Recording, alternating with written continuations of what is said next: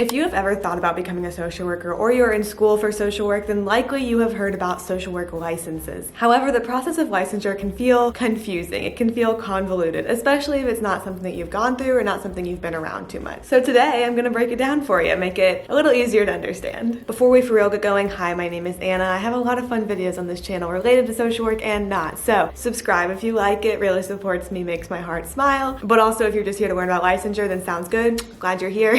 Let's enjoy these minutes together. Licensing is an official regulated professional license that proves that a social worker is competent in being able to practice social work. It's kind of like with your driver's license. You have to go to the DMV, you have to show them your documents, you have to take your tests, and then if you pass, you get an official license, right, that proves to others that you have done the work you need to do and you know how to drive. Social work licensure works in the same way. You have to take a test, you have to show your documents, and you can end up getting a professional certification, a professional license that says, I know what I'm doing. I am a social worker. Now, just like with driver's license, if you do something that you're not supposed to on the road, you can get your license revoked. And again, in the same way with social work license, with professional licenses in general, if you are acting in some sort of way that you're not supposed to be, that license is at stake. Which brings me to why should we even get social work licenses? Number one is that social work licensure protects the profession. It is an official statement of, I am a social worker, I've been trained for this, I've gotten the experience I need to get, I have the knowledge I need, been able to apply the knowledge in an exam, and I am a licensed social worker. I think I kind of briefly mentioned title protection in a couple of my videos without going too deep into it, and I don't have a video yet that's just about title protection. Not every state has title protection. And so this isn't universal, but ethically, even if not legally, someone who does not have a background in social work cannot call themselves a social worker. The licensing board and process gives a way for people who are competent practicing social workers to distinguish themselves professionally from people who don't have the background required to become a social worker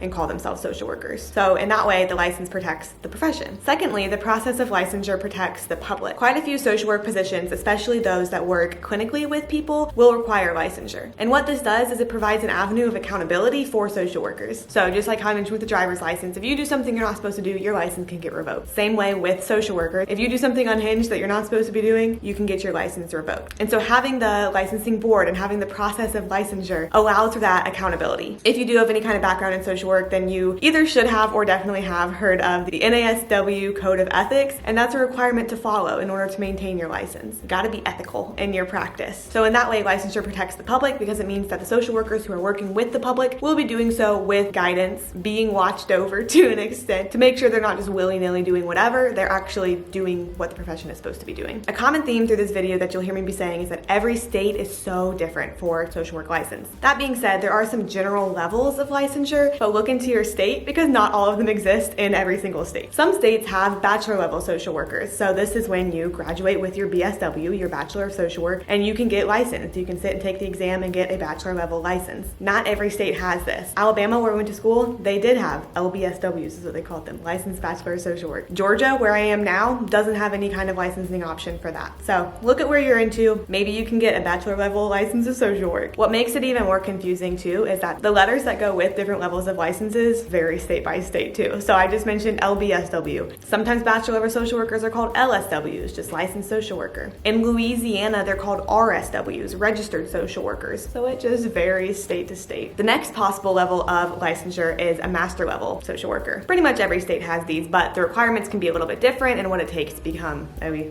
LMSW. And that's what they're called in most states. But just to make things confusing, like I said, Massachusetts, for example, calls their master level social workers LCSWs, licensed certified social workers, which is so fun because the next level of licensure that you can get is licensed clinical social work, also known as LCSW. If you can't tell, these letters are just tough to remember and they vary so much. So look into your state, see what they call them. Licensed clinical social workers, though, require an extra amount of experience and an extra amount of supervision than the master levels ones do. So that's an advanced professional license. It usually will take about 2 to 3 years after graduation with an MSW before someone can be an LCSW. Sometimes these are also called LICSWs, licensed independent clinical social workers. But if you refer to it as a clinical license, social workers will know what you're talking about. Some states also offer advanced generalist licenses or some sort of macro distinction in their licensure, which if you don't know the difference between micro and macro social work, I have a video about that, so go check that one out after this so it can be clear to you as well. The general requirements for becoming licensed, which again, say it with me, they're so different state to state, but the general requirements are known as the 3 E's and a fee. What this means is education, experience, examination, and a fee that you gotta pay to your state. With education, this is going to depend on the level of licensure you're getting. It's either going to be BSW or MSW. And what's important with that is that you have to make sure the program you're going to is CSWE accredited. That's the Council of Social Work Education accredited. Most are, but double check. In some states, you're allowed to apply to sit for your licensing exam. You're allowed to apply for your license before you officially graduate within like 60 days or 90 days of your final transcript being done. And then it's obviously just dependent on if you actually do get that final transcript, if you graduate. Georgia, for example, is one that I have to wait for my final transcript to be completed. So I have to graduate, wait for that final transcript to be done, then I can apply. So look at your state. I've linked in the description a document that I haven't gone through all the states of, so I'm assuming it's accurate. It's probably helpful. A document that has compiled all of the requirements and different types of licensure for the different states. So check that out if you think it might be helpful to you. The second E, the experience. This is not a requirement for every single license. Generally, the bachelor level and master level social work licenses don't require additional experience on top of the degrees, but the clinical ones, the more advanced licenses, will require 2 to 3 years of experience, a certain hour number of experience. So if you're going for an advanced license and you need that experience,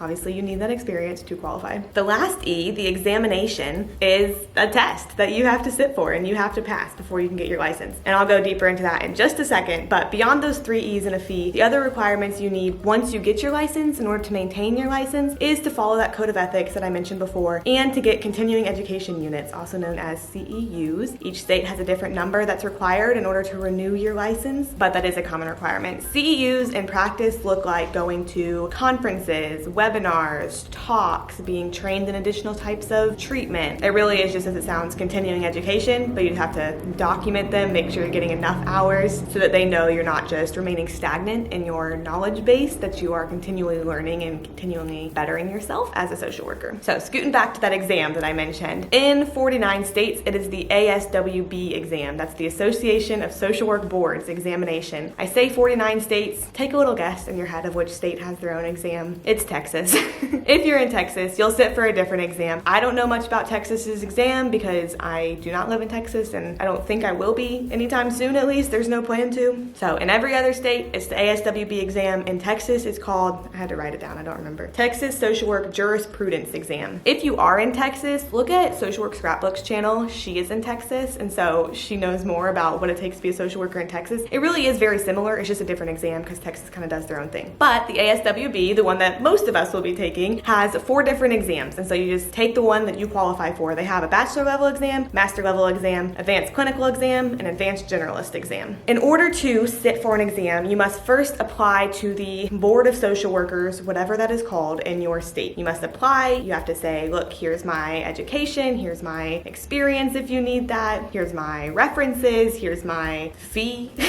You have to apply. And then once you're approved by your state, once they look at your application and say, okay, she's gotten the correct education, she passed, she has her degree, she's done all the requirements, they'll say, okay, you're approved to sit for the exam. Then you can go to ASWB's website and you can schedule the exam that you want to take. The exam itself is pass-fail, so you can't get A, B, C's, D's, it's just pass-fail. You're either becoming licensed or you're not on that day. Some people get it first try, some people it takes a couple of tries. I haven't taken it yet, and so I don't feel comfortable giving any advice about how to prepare, but that'll be coming soon. So if you're interested, subscribe, because that's a little journey I'll be going on in the upcoming months. You find out day of too if you pass or fail. So you submit your test. Sometimes they make you do a little survey, and you'll find out before you leave the testing center if you passed or if you failed. The test itself is 170 questions. Only 150 of those actually count towards your test, but you won't know which ones those are as you take it. And the other 20 are trial questions, so they're seeing if they want to add into future tests. So you take 170 questions, 150 are actually being scored, and the